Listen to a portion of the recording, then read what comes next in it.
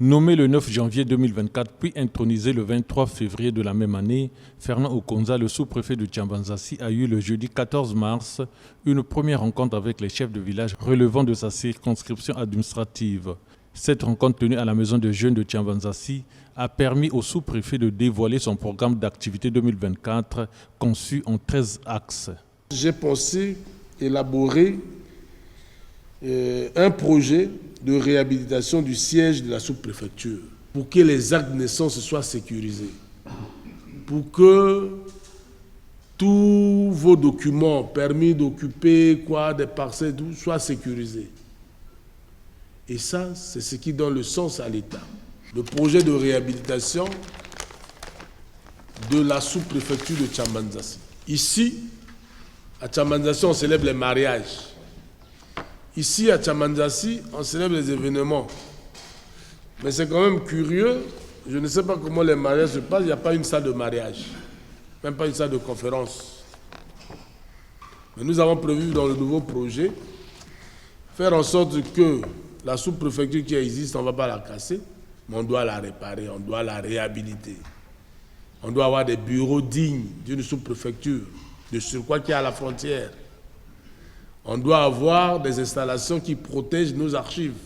Je ne suis pas encore allé dans tous les villages, mais chaque jour, quand je fais la route Pointe-Noire-Tiambanzassi, je remarque qu'il n'y a aucune seule d'eau qui coule dans le projet qui est très cher au président de la République.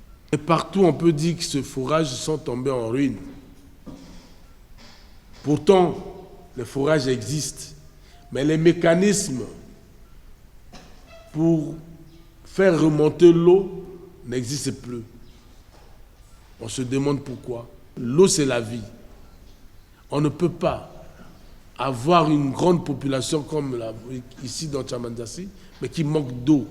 Fernand Okonza, qui n'a pas encore identifié tous les problèmes de Tiambanzassi, prône l'unité des fils et filles de cette localité sans laquelle rien ne peut se faire. Ces derniers sont appelés à s'approprier ce programme d'activité. Le sous-préfet est venu pour faire en sorte que tous les fils et filles, toutes les filles du district soient ensemble, que nous on converge nos efforts, nos réflexions pour voir comment ce district, que je pense fait partie des moteurs du développement du Congo, comment est-ce que ce district peut connaître un essor de développement. Les enfants de ce district, j'en connais d'autres qui sont les directeurs généraux des grandes entreprises, les cadres, les élus locaux. On peut contribuer à faire que cette action devienne réalité. Je pense qu'il faut préparer les états généraux du district de Tiambanzassi. Il faut que ce qui se produit à Tiambanzassi nous amène à transformer cette petite ville en termes d'infrastructure.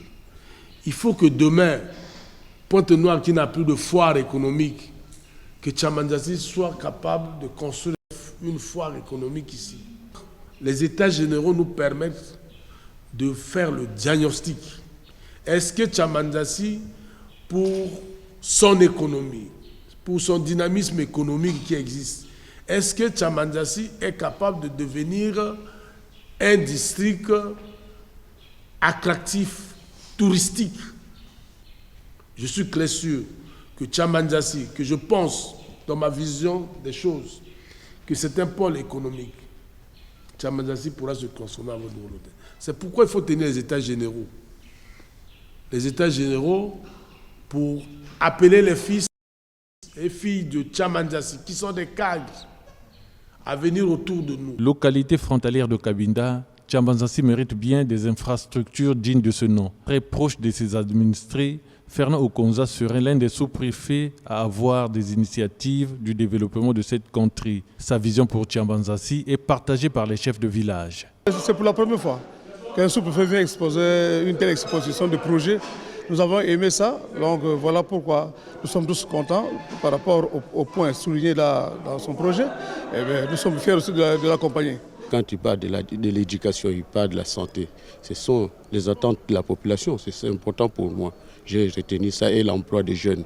Je sais que se rapproche avec la population et c'est ce que nous attendons aussi parce qu'il faut développer le pays, il faut développer les districts. Avec lui, les populations doivent sentir la présence et la responsabilité de l'État. La veille, le sous-préfet a entretenu les chefs de service de l'administration déconcentrée de l'État pour parler des atouts de Tiambanzassi.